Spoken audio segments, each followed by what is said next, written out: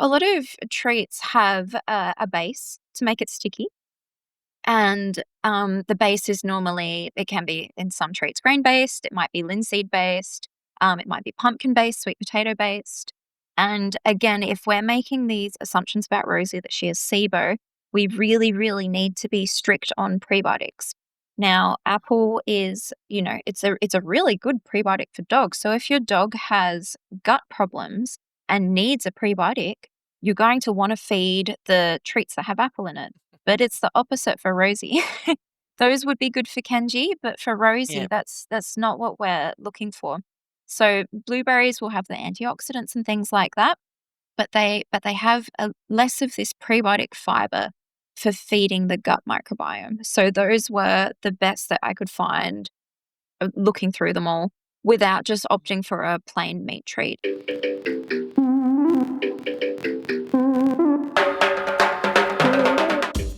Hello, humans and puggies. Welcome to the Pug Life Show, brought to you by Pug Parties, because your pug deserves to be the best dressed at the porty. And you can check out the pug-fitting, harness and toilet-friendly Pugs and Stripes collection at pugparties.com. I'm your host, Donna, and with me are my puggy co-hosts, Rosie and Kenji, with their rescue foster brother, Buster. So today we're diving nose first, or should I say snuffle first, into the world of pug nutrition, but on a more Pawsonal level. That's right, Rosie and Kenji have been working with our friend Jackie Gowland from Functional Canine to help with Rosie's reflux that makes mealtimes a bit rough, and Kenji's sensitive tummy that makes toileting a bit of a challenge for him too. I promised I'd get Jackie back on to follow up on from our first conversation a few episodes ago. I'm going to talk to her when we were talking about met nutrition, and what better way than to share the results of her work with Rosie and Kenji.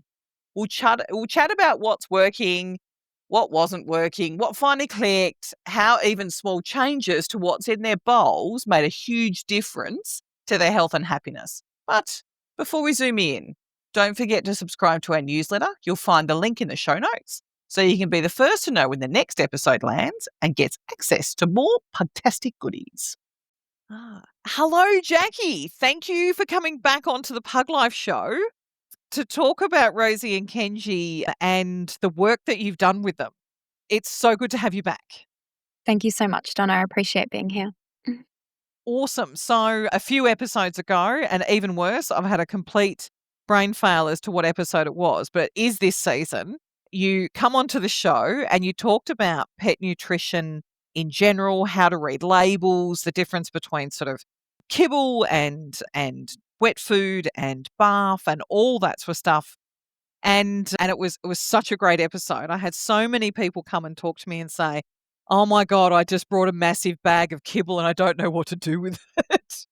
To which my response was, donate it to a rescue. There'll be plenty of pugs that will get through that within a week. So, but there were many, and I have to, every time I see a pug with a tennis ball now, I think about their toofuses. It's like there were all these amazing gems throughout the entire episode. And so we had the quick chat about Rosie and Kenji and their issues that I thought might very well be food related. Rosie's definitely with a reflux. And so after the show, we talked, and I will be absolutely transparent. We paid you to do the assessment. You did not give it to me for free. So you are a small business owner. You deserve to be paid for all your work. So we sat down and I filled out the questionnaire of the life, the eating life, I should say, the eating life of Rosie and Kenji, with the goal of hopefully getting Rosie off her reflux medication and Kenji helping him poop a little bit easier because he's always had struggles, for want of a better term. Doesn't help that he has a bad back, but he came to us with the advice that he has a bit of a sensitive tummy. So we started the transition to the new food plan on the 14th of July. So by the time this episode goes to air, they will have been on their new meal plan for about 3 months. So it was actually a great time to get you back onto the show and talk about the meal plan, talk about the changes that I've seen in Rosie and Kenji, and then talk about the next steps. So that was a really long intro. I'm so sorry. But first things first, for the people that haven't heard the other episode, tell us a little bit about yourself. I'm Jackie. I'm from Functional Canine. I'm a certified natural animal nutritionist, and I also do a little bit of body work, and I have a science background. I think my interest in nutrition come about when I got my first dog, who was allergic to dog food basically from the day she walked in my door as an 8-week old puppy. So I've been working with raw food, studying nutrition, working with professionals, and over the course of 9 years, I'm in the seat here where I am, where I have a little bit of an understanding of more than just creating a healthy diet for a healthy dog or raising a puppy in a healthy way, but also working with food therapy and conditions that have been diagnosed by a veterinarian. And I guess even though I do have a science background and my nutrition training in university was done alongside veterinarians, but that doesn't make me the equivalent of a veterinarian. So diagnosis is always done by a vet, but their diagnosis, I can look at it and I go, oh, okay, well, if Rosie's got reflux and she's being given antacids, maybe she actually has low stomach acid because this is a problem that humans have as well.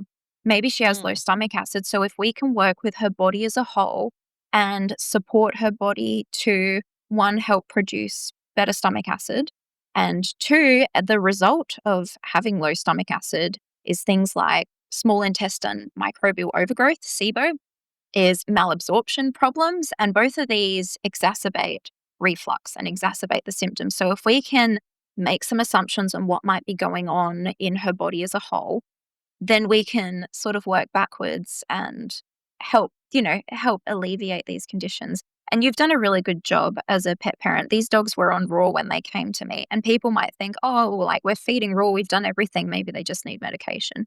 And that's not always the case. Sometimes there's small adjustments in the brand. Sometimes you need to start making the food yourself. Maybe there's a couple nutraceuticals you need to add. And then with these small adjustments, feeding schedule, then you can start Mm. building towards, reducing the medication intake of your dog or, yeah, helping them live a healthier, more natural life without all the little niggly health problems. And I mean, Rosie's 12, so some would say, why bother? I say that little cow will be around forever. So was But you sound definitely worth it. So, can you give us a quick rundown of your process so people understand what we did together before I actually started the transition to the new meal plan? Well, do you want to, I guess, give a quick rundown of, we'll start with Rosie first and we'll do Kenji second. I think Rosie's a little bit more complex and there's a little bit more involved. So if you just want to let me know what was going on with her, and then I'll talk to you about the process and how I assessed all of that. Mm. So, for everyone who has ever gone through a pet nutritionist process, for want of a better term, so obviously after I'd spoken to Jackie, Jackie sent me a questionnaire. It was quite big. I'm not going to lie. There was a lot of questions, and all for very good reason. Like you did explain why you needed to know all this information, and it was things like how what they currently eat, when they eat it, how they eat it, all the way down to the treats that they get and how often they get those treats and in what the circumstances are, what their current vet standard was. Like was on low sec for to help manage the symptoms of her reflux. The low sec wasn't really there to treat the reflux as far as it was more to sort of stop her from vomiting, which was quite distressing for her. And even whatever other medication she was on. So sort of the flea and tick medication, what the brand was. I'm trying to think what else. Oh, vaccination. So it was quite, as I said, quite in depth, but I got it. So I put a couple of hours aside on a Saturday afternoon and quickly sort of went through and answered all as best as I could. And then sent it through. And then I think you had a couple of weeks where you went through it and then come up with the recommended way forward. And so starting out with Rosie, so Rosie gets her annual recommended vaccinations. She is treated every month for flea, tick, heartworm, just about bloody everything else. And she was on chicken BARF mince morning and night with the weighting based on her body size. Plus, she was getting yogurt drops and carob chalk drops as treats on walks and whenever she needed eye drops or anything else like that. And then I think that was about it. So my greatest concern was that Rosie was now, she'd always been on low sec as if she got really bad, we'd put it on for a couple of weeks to sort of reduce the stomach acid and then take her off it, with the knowledge that at some point in time she might need to go on to it full time. So Rosie had gotten to the point where she was on it full time and it was managing the symptoms reasonably well. But for Rosie, when she gets reflux, she needs to sort of burp to get any excess sort of gas build up in her tummy. And she was having so much trouble getting that gas out that she'd vomit. Then because she just vomited, she wouldn't just vomit through her mouth, she'd vomit through her nose.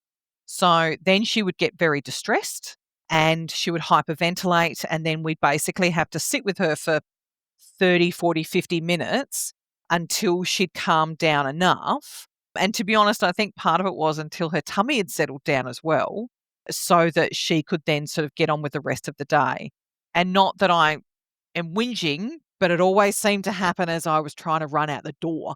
So you'd be trying to sort of, you then have to kind of postpone things and all that sort of stuff until, because you couldn't leave her, because we'd had a couple of instances over the years where she'd vomited through her nose and we hadn't seen it and she'd almost asphyxiated. So we'd sort of, she'd vomited, we heard her fall as she passed out, and we've had to go and do the puppy Heimlich maneuver. Luckily, Andrew and I we did a dog first aid course many years ago and learned how to do it properly. And it has been our saviour, but it was sort of not something that we wanted to have to continue to do for Rosie for the rest of her life. So when you come on and said there might be an alternative that didn't just manage the symptoms but might actually eradicate them, I was all for it. So that's the quick rundown. So I'll hand it over to you, Jackie, for the magic. Mm. And kudos to you for, putting in Yeah. your efforts and filling out that questionnaire and, I guess taking all my advice seriously, because that's really Mm. important. The questionnaire, there are a lot of questions. I try to offer yes or no options as much as possible because there is certain information that I want to get from you. And it is a generic questionnaire. I don't have a different questionnaire based on a different dog's condition or disease. I guess that's also part of the reason why there's a lot of questions. But there's certain things that I'm looking for. So for her, I wanted to understand more about what was in her diet that could potentially be causing reflux. For a dog that has allergies and skin issues, it doesn't just extend to diet. It's also about the things you're using around the home, the cleaning products, the things in the environment, flea and tick treatments. Yes, like a itchy dog may not have itchy skin because we know they don't have fleas because they've had treatment recently. Well, what's the treatment doing to their microbiome? There's all these things that we need to think about when we're working holistically with the whole body. So again, kudos to you for filling out the questionnaire and, taking that couple hours because I I do was really very appreciate it. motivated. And so what I do is I have a look at all your results, have a look at everything that you've said and see if I can connect the dots to what might be causing problems and how we can slightly adjust things. So for Rosie, who has reflux, adjusting the feeding schedule and the food that she's given is the very first thing. So raw diet, great, perfect. We're happy with that. But if we can assume that she has low stomach acid, if we can assume that she's not digesting food properly, we can also assume that she probably has SIBO, that small intestine microbial overgrowth that is causing a buildup of gas. And that buildup of gas puts pressure on the stomach and the lower esophageal sphincter, I think it is, Eh, become weakened. And then that's when we have the reflux happen. And your antacids will help with the burning sensation, but they make the stomach acid even weaker. So if we can try to feed smaller meals to help her with her digestion so that she doesn't need to digest as much at one point in time, if we can feed a raw diet that has easy to digest nutrients, and if we can try to avoid things that might flare up her SIBO, So I'm pretty sure I told you to give her a probiotic called Saccharomyces boulardii. Is that correct? She is on the digestive enzyme, which had no pre or probiotic. Remember, I had to search the internet and there was only one brand in what I could find, and it was actually from America. So she does have I can't remember if it actually is like, because I sent it to you and said, is this the right one? I'm not, I'm not buying it and having it sent all the way over if it's not the right one. So, yeah, so she's on the canine gut restore and this digestive enzyme, the only one in the world that didn't have a pre and probiotic. If they stop making it, I'm going to cry. It's just, but yeah, she was on Big Dog BARF mince. And you recommended that we move her to Butcher's Dog BARF mince. Both are Australian brands, both very high quality, but both of them have a different makeup. It's both brands are human grade food, so they're not the stuff that's scraped off the floor of the abattoir. And it was quite funny when I brought home the butcher's dog, because it's made in New South Wales, and there's only a few places in Victoria that sell it. So I had to search for it. I was so glad that my local pet store actually supplied it, because for those who live in New South Wales, these guys do actually deliver to your door. They don't do it in Victoria yet, unfortunately. That would actually be really handy if they did.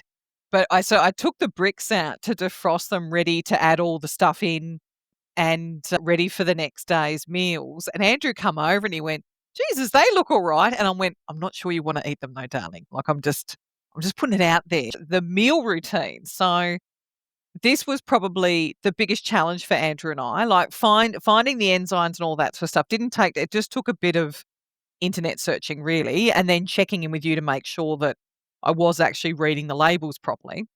But then, so Rosie used to be fed morning and night, typical routine that you would normally do with a dog, especially if you've got to give them medication.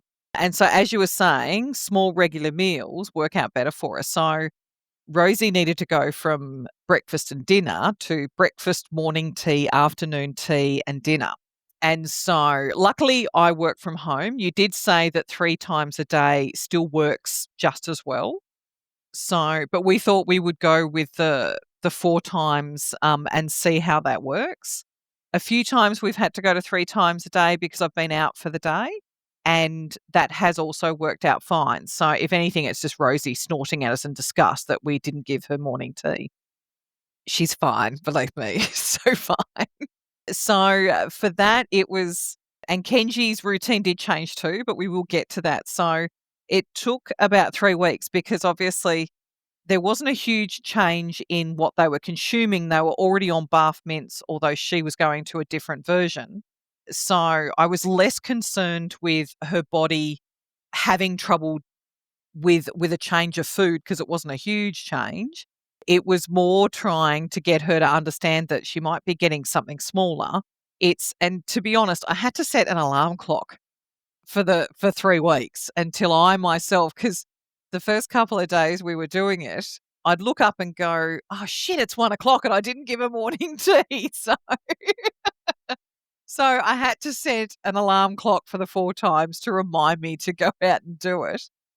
Rosie actually did really well. Like I was surprised at how quickly she just accepted that she was still being fed breakfast and dinner. They might have been a little bit smaller, but now she was getting morning and afternoon tea as well. So I think in her mind, she was getting more food, when in reality, she was actually getting the same. It was just a different spread.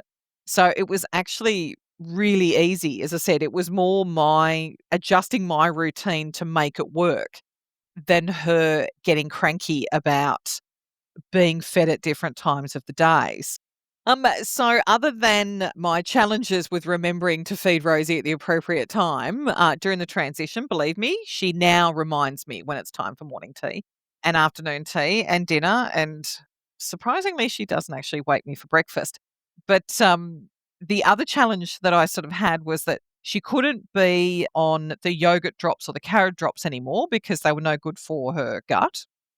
And so it was finding a treat that was kind of stable enough that I could take it out when we were walking and I wasn't sort of, because you originally suggested sort of some steamed chicken, which would be great, but I always worry that sort of, especially on warmer days when you're out, if I'm tempting fate. But we ended up finding, what was it, emu and blueberry, and it's just literally emu and blueberry smashed up together and then dried. Like, so why was that one as opposed to the turkey and apple that I'd found previously the better option? So a lot of treats have a base to make it sticky. And the base is normally, it can be in some treats grain based, it might be linseed based, it might be pumpkin based, sweet potato based. And again, if we're making these assumptions about Rosie that she has SIBO, we really, really need to be strict on prebiotics. Now, apple is, it's a really good prebiotic for dogs. So if your dog has gut problems and needs a prebiotic, you're going to want to feed the treats that have apple in it. But it's the opposite for Rosie. Those would be good for Kenji, but for Rosie, Yeah. that's not what we're looking for. So blueberries will have the antioxidants and things like that, but they have less of this prebiotic fiber for feeding the gut microbiome. So those were the best that I could find looking through them all without just opting for a plain meat treat. And, for older dogs, a dry, hard, plain meat treat maybe isn't always the best option. Something softer is a little bit nicer. But the emu and blueberry treats seem to be the best option out of what we could access. Yeah, and believe me, she likes them. She definitely likes them. If she could get into the pug cookie jar where they're all stowed, believe me, there wouldn't be much left. Even with that, she'd figure out how to gum them to death, that's for sure. I'm looking at her, she's snoring in the bed next to me. She's had breakfast, so she's fine. Happy. Yes. Right, so that's everything with Rosie. So the, in I've got to try and think. At about the 6-week mark, we stopped the Losec completely. So we weaned her off it and then she was off it. And in the 6 weeks since then, we haven't had one episode. And as I was sort of saying beforehand, before when she'd vomit because she couldn't burp up the excess gas. Now, and it doesn't happen, it sort of happens at random times. She'll come in after having had a meal and she'll just sit next to me. And it's like, how a little dog can burp so loud is just beyond me. Like, it is like, it's really loud. And even the look on her face is like, oh, I feel so much better now. Like, it's just, so it's really nice to see that she's actually, if she does have a little bit of excess air or gas, it's coming up without any issue or anything else like that. So that was sort of when Andrew and I were like, okay, this is working. Like, we're starting to see some real benefits for her because it is so distressing when she does vomit through her nose. Other than that, the other thing is I'm just amazed at her level of energy. It has increased, which for a 12-year-old dog is quite interesting because she still, believe me, she still loves a good snooze and all that sort of stuff, but she will get up and follow me around the house a lot more than what she was doing before we changed her routine. Andrew reckons it's because she's now expecting a meal every 2 hours, but I like to think that she's actually feeling a lot lighter and less sort of sore in the tummy. And so for us, we just sort of went, wow, this has actually really worked. Like, we sort of, our goal was to get her off the low sec and to be able to do it safely. The extra energy for her was absolutely a bonus. So it was, I can say without a word of doubt that it has been worth the transition and the you trying to remember when they get fed and all that sort of stuff. And to be honest, like, trying to remember when they get fed is not a huge problem. Like, so it has worked out really, really well for Rosie. So much so because you did provide 2 menus. One is like the first one, like, this is kind of like, let's get her on this and see how this works. And then you also had a second one, which is if you want to go a little bit deeper, these are the other things. So can you quickly sort of run through the second menu because it is a little bit more involved, but it's sort of, from what I can remember, it was there to sort of not just deal with the reflux. It was more general, what's the word I'm looking for? Health benefits. So for want of a better term. Yeah, I think, because this is so much effort from a pet parent and it can be Mm, more complicated, even if you're not making the food yourself, I provided you with two options. The mm, first option was more like it's sort of similar to what she's having now, but we've tweaked the things that are easy and we're trying to limit the number of supplements that we're giving her.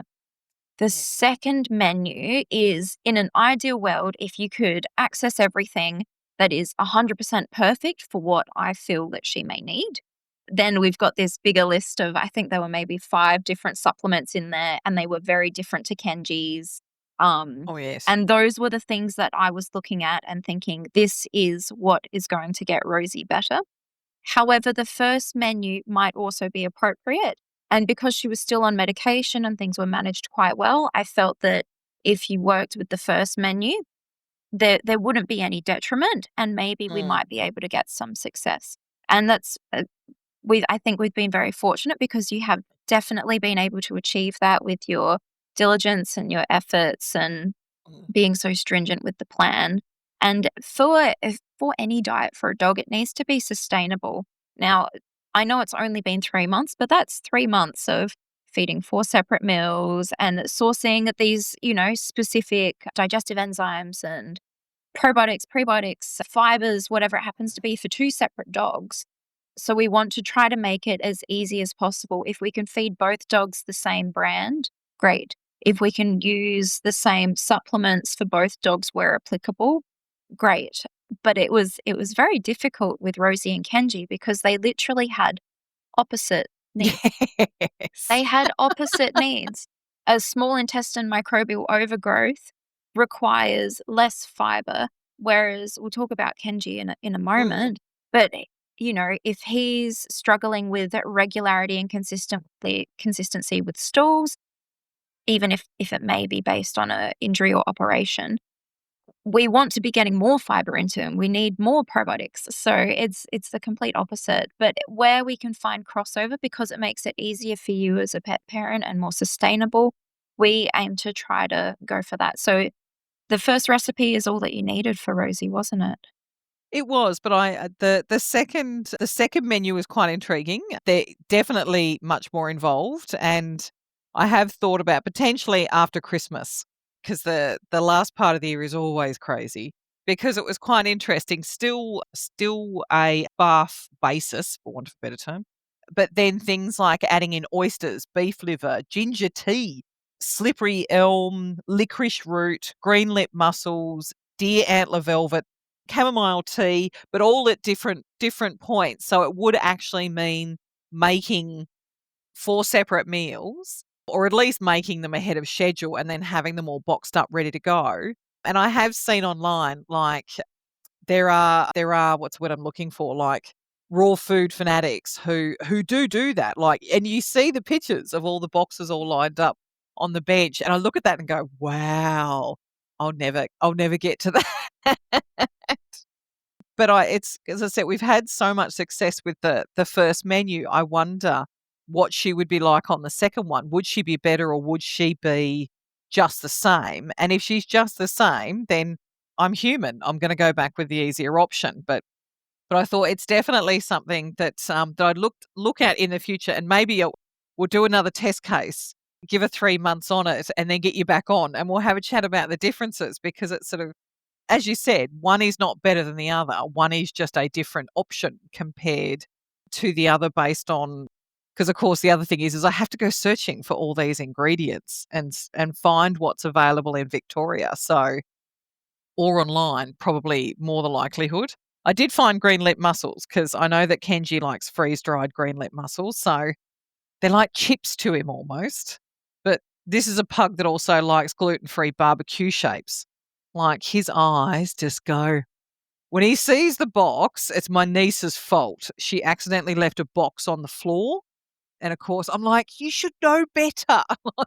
They smell food. They will find it. How much did he manage to eat? Did I he? think he got the dregs, like just the barbecue sprinkle bits, Flavors, yeah. but that was enough. That was enough to for him, like, now whenever he sees a box, his little eyes, like, we've got a photo Started of the him, like, addiction. standing there going, "Oh," and I was just like, "Oh my god, you're gonna kill him. You are going to kill him." Speaking of my beautiful boy, so that's pretty much with Rosie. I think definitely Rosie's done exceptionally well, and we're really happy with how much extra energy she's got, the fact that she's off the drugs. We still do have a box available in case something does happen. But at this point in time, I suspect I'll be throwing that box out because it's out of date, the way things are going. So with Kenji, he was same routine, filled out the questionnaire, all that sort of stuff. For Kenji, he's always what got handed over to us when we adopted him was that he had a sensitive tummy, could only eat chicken mince. Oh, sorry, only eat chicken products. He was on kibble when he came to us, and we transitioned him to chicken BARF mince. And that he couldn't even have bones or dental bones or anything like that also upset his tummy and his ability to be able to poop.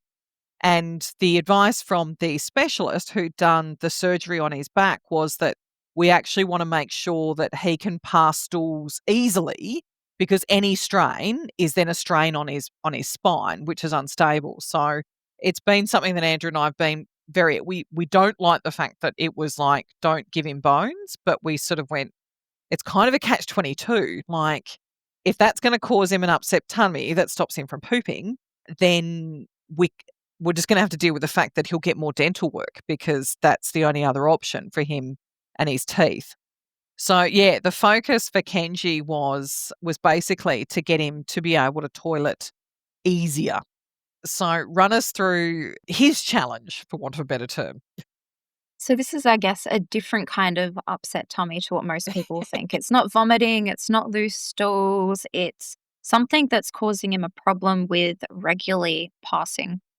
Now, that could be for a number of reasons. It could be related to his operation, but generally speaking, if we're adding the right microbes into the gut, we're going to be helping with intestinal motility. What happens with some dogs is if they do a round of antibiotics, they can get constipated because we lose some really essential microbes that help maintain intestinal motility. And if we don't have those microbes, then we get problems in the gut. Now, struggling to defecate or having issues with that could be from that lack of motility, or it could be from spasmodic motility, which is more like your IBS sort of symptoms, Mm, where instead of the gut flowing nicely, it kind of does this. And the food just mm, compacts in one little bowl in the gut yeah. and it struggles to pass smoothly and consistently. Mm, So for him, we've looked at the diet, and as sad as it is that he can't have bones, that bones may cause more of an issue. So we do need to try to not remove them completely, but making sure that the quantity of bone material in his bath isn't excessive. mm, And the bone broth that you've been giving him, I think, is also really good because that's beautiful for the intestinal lining and it can help with stool regularity as well. But we want to aim to feed the microbiome as much as possible. Complete opposite to Rosie. So we want to be giving him lactic acid based probiotics. He can have a digestive enzyme as well. There's no problem with that, but it's not really necessary. He also needs prebiotic fiber and insoluble fiber. So, fibers that feed the gut microbiome, and then those types of fibers that sweep the digestive system, thinking of like things like psyllium. So, yeah, again, a very, very different sort of protocol to Rosie because mm. we want to see if we can get his stools to be naturally consistent. Yeah, and it's so he stayed on the chicken bath mince. Sorry, big dog chicken bath mince, which is what they all used to be on. Even though, because you said, because obviously it was for him it was okay for what he needed, but Andrew and I have been talking about maybe we transition him to the other one just because it looks really nice. And we thought maybe that might be better for him. We don't know. We're just, because we're so amazed at how well Rosie has done on this other mints, knowing that she's on all this other stuff as well, maybe he might, with So he's on, and I've just realised, which just goes to show, like, I'm going to smack myself. I've been giving him the Gut Restore from Canine Ceuticals, not realising I was meant to be giving him the Gut Protect. So I will be buying the Gut Protect today and transitioning him onto that one. I can't believe I've been giving him the wrong bloody thing, which just goes to say, like, there are so many things changing, and he hasn't done poorly on the Gut Restore, but I will get the Gut Protect now that I realise I think I'm giving him. I get them mixed up as well. I forget And which is which. One of them has a digestive enzyme and the other one is mostly probiotic based. yeah, So I'm pretty sure you've got the one that's got the digestive enzyme in it, I think. yes, which was sort of because we got it for Rosie, and then I thought, oh, I've got to, oh, Rosie, Kenji's got to have it too. You beauty, that's nice and easy. And then I've just looked at it and went, it's actually the other one, because I've accidentally ordered the Gut Protect for Rosie, and then luckily I realised and then rung and said, oh my God, I got the wrong one. Can you swap it for the other one? And they were very good and were able to change it out. But I will be changing that after this. So, so for Kenji probably had the most disruption to his eating routine. And that, as I was saying beforehand, because he has anxiety, it's the transition period was really tough for him. And I messaged you, you checked in with me, I think, after about 1 or 2 weeks, because you recommended for Kenji that we transition him from breakfast dinner to afternoon tea dinner to help. So he had to have a fast to help his body process and poop better. Is that right? Have I got that right? Yeah, to give his digestive system a little bit of a break so it can clean itself and Mm. do what it needs to do. But then also, if we're feeding a larger proportion within a smaller space of time, then we're helping with stool bulk and getting the digestive system to kick in and go, okay, let's go. It's time to Yep. assimilate Time and to poop. eliminate. Yeah. That's awesome. So same thing again. His intake didn't change. It just when he got it changed. And so for Kenji, his biggest challenge was going from morning to night to afternoon, evening. And so I messaged because he was just, and I'd pick him up and I'd, like Buster and Rosie go out for breakfast, and then I'd pick him up and give him a cuddle, and he would cry like, I don't want you. I want to be out there. And I was like, I should take offense to this, but I won't. I understand that it's not great. And so I messaged you and said, look, we're getting there, but Kenji's really, I think initially what we ended up doing was his afternoon meal, I moved it from breakfast to morning tea. And then a week later, we then went morning tea to afternoon tea. And then that kind of helped him not feel like he was completely missing out on the morning activities when he would normally have it. And then you said the other option was chicken bone broth. And so I just sort of went, okay. And then found a really simple recipe, thank God. And for anyone who's seen it in the shops, but it's actually really easy. It's like a whole chicken, 2 carrots, 2 sticks of celery, and boil it until the meat starts falling off the bone. You keep the meat for something else, and the broth that's left over, that is what you feed the dog. So, and as I was saying beforehand, I just put it in the slow cooker overnight, so I didn't even have to think about it. But they go bananas for it. Like, I was just amazed, and it really helped Kenji. Buster gets it too, just because I think, why not? And Rosie will now get it more often. She'll be so happy. But it really did. It really helped Kenji accept that he was not going to get a meal at breakfast time. And then that kind of got him through the day until his meals in the afternoon. So, because he got really anxious about not being fed in the morning. And I thought that was going to end up causing more, what's the word I'm looking for? More More harm than angst. good. Yeah. Yeah. And so sort of Yeah. the bone broth recommendation really did make the difference during the transition. And because I'm such a sucker, I even put it in the microwave for 20 seconds and warm it up. So it's tepid, but yes, I am a sucker. I feel sorry for them. But yeah, so there are many ways. Like I put them in tubs and I freeze them down in sort of like weekly lots. So for anyone who's thinking, oh my God, this is a huge amount of effort, which is what I initially thought myself. No, it's a bit of effort probably once every 2 or 3 weeks. And it also means that you've now got like a kilo worth of shredded chicken that you can use for other meals. So it doesn't go to waste. And it was wonderful. Buster was crook, I think, at about week 3, and he was vomiting. And we took him to the vet to get an anti-nausea. To this day, we don't know what it was that he did to be sick. All of his test results come back negative. But luckily, the vet said, just give him bone broth. And I'm like, well, we already have loads of that in Got my 6 house. liters So, of that. yeah. 6 So liters in the it's freezer actually we're working our perfect way through. timing that we have all this bone broth ready to go. So yeah, so it was incredible. It worked out. And although obviously, because the fat from the chicken and everything, like it's not just the nutrients from the bones, Kenji has not put on weight.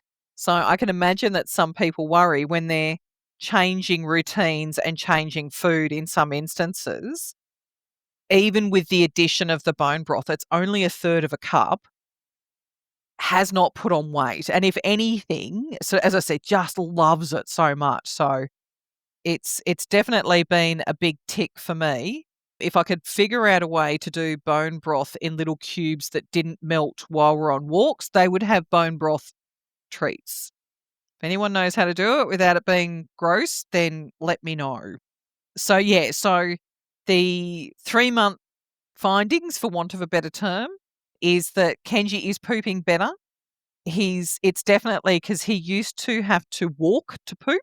So he'd sort of shuffle along whilst trying to squat at the same time, and his poop would come out in sort of like little nuggets, for want of a better term. We're not seeing that as often now. So we're definitely seeing sort of more of a pile altogether. As I said, it's where I'm sort of wondering now that we've kind of done all this, if we shouldn't transition him to the same mince as Rosie and see if that has any additional positive effect. Because I think you said that the mince that he's currently on is higher in fat than the one that Rosie's on. And But that it Rosie wasn't. needs lower fat, and for Kenji, higher fat is probably slightly better.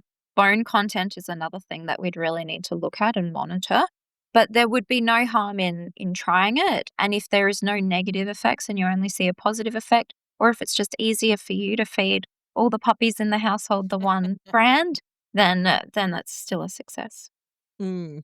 But I'll be interested. Before I do that, I'm actually going to get the right gut thingy because he's like, as I said, he's improved. There's been so much improvement, but I think we can improve a little bit better. And because we do, like, we're amazed at the amount of energy that Rosie has now got. We're wondering, like, putting him on the right gut one might actually do the next best thing for Kenji. Like, Kenji still loves running around play group and all that sort of stuff, but it would be great if we got another little energy spike out of the boy. He is a little bit younger, but I mean the focus was to help him. Rosie was definitely hopefully cure, if not improve. So for both menus, they've definitely achieved what we set out to do. And I will say again, it wasn't that much of a change. Like after the first sort of 3 weeks worth of meal transition, there's no challenges anymore. Like, and to be honest, I think the bone broth really did make everybody's life a lot easier. So the one thing I will say is that the mince that Rosie is on is more expensive than the mince that Kenji is on. So if people are sort of going, what's this sort of costing? There is like, and I know that for some people they can only do kibble, and I know that you do menus for people who can only afford kibble and then add a few extra things in there. So this is to balance out that although we are advocating BARF mince as the better option, you can still give people options with kibble. The benefits that I've seen so far have just been so great. Hence the reason why I'm saying I also think that come the new year, we're going to try. Like Kenji's menu too is a lot simpler than Rosie's. It was quite, but I will say there is a caveat because he needs to have some kefir probiotic 30 minutes before he eats. And then he eats his mince and a few other bits and pieces. So there's always a trade-off, isn't there? And it's hard when you're in multi-dog households and they're all Yeah. so food motivated and someone gets personally offended when they're not getting the same food as the others. So I think you've been juggling it very, very, very well. Oh, look, it helps that I work from home. I will Your not say second that that full-time is job, not. isn't it? Yeah. But is it like the short-term pain has been well and truly worth the long-term gain that we're now seeing? Without a doubt. There's sort of, as I said, the improvements in the health. Rosie's off her medication. Kenji is pooping a lot easier, which sort of is a weight off our mind, knowing the challenges with his spine, like we always do. We're always very conscious that it's unstable. And even though he does things like jumps off stuff that like, it's just sort of like you can never stop. His pugs are fearless. I don't know about other dogs, but they are just fearless. They will jump if it need takes them, for want of a better term. It's just incredible. So thank you so much for coming on today and explaining the menus and the reasons why and all that sort of stuff. It's like you, as I said, we paid for it. You didn't give it to us for free. You were definitely worth every dollar that we paid. The amount of work that you put into designing the menus and then obviously answering the myriad of emails that I sent with cutouts of, I found this. Is this the right one? Or what about this one? Is this one going to work? So definitely worth the time and effort and money and all of that sort of stuff. So how can people find you if they decide that maybe they want to go down the path of getting a pet nutritionist? So there's a couple spaces that you can find me on. I do have some social media spaces where you can maybe learn a little bit more about things that you can do for your dog to help make them healthier. I write quite a few Facebook posts that are very Mm. educational and informative. I also am on Instagram. You can reach out to me through either of my social media platforms if you do prefer. Otherwise, I do have a website, www.functionalcanine.com. It is in the process of being updated, so there might be some changes, but the web address won't change. We're still Functional Canine, and you'll still be able to find us, and you can email us there too. So, No. And all those details will be in the show notes. And I am part of the Functional Canine Facebook group, but I don't actually think it's called that. But raw fed all of functional that's canines. oh, there you go. Yeah. And yes, I do when I get a moment, I do sit and read, and I'm amazed at some of the things still to this day that I read and I go, wow. Like, and then I walk into Andrew and go, did you know? Like It's a how it's a rabbit hole. I think once you start getting involved in natural nutrition, you just realize how much there is involved. But in saying that, there's all these little tiny complexities of this and this balance and that microbe. But when you just work with things on a simple basis of Mm. a dog has a digestive system that's designed to digest certain types of food. And if we feed them based on that, then you're going to be organically ticking all these boxes anyway. A small amount of Oh, nutritional knowledge of where zinc comes from and where vitamin E comes from and, how much fish oil they need is really all that you need to then be able to give them a diet that ticks all these other boxes that science is sort of starting to look into now, making sure that you are giving yeah. them appropriate vegetables and that sort of stuff. Yeah. And like it just takes the guesswork out of it.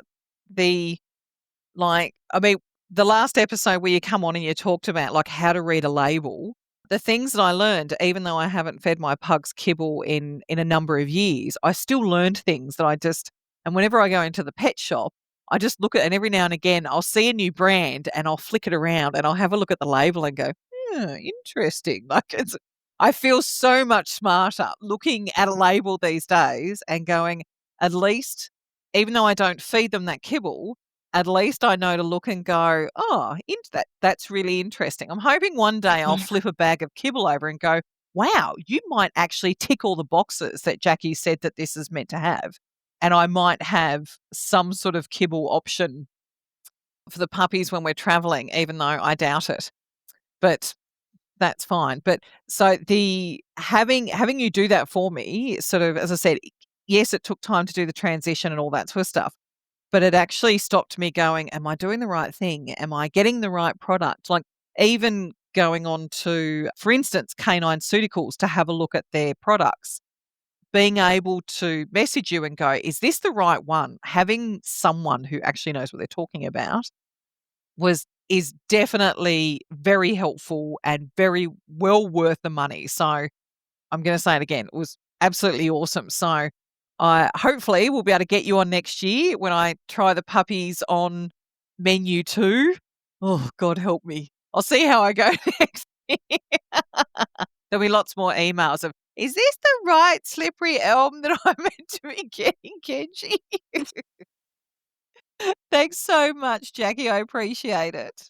No, you're very welcome. And like I said to you earlier, kudos to you because you have done such a great job and have been so patient with your dogs and have transitioned them slowly. You've respected them and their bodies and moved towards what I have requested as something that is ideal. And the communication is important. It's not annoying. Me receiving an email from you saying, is this the right one?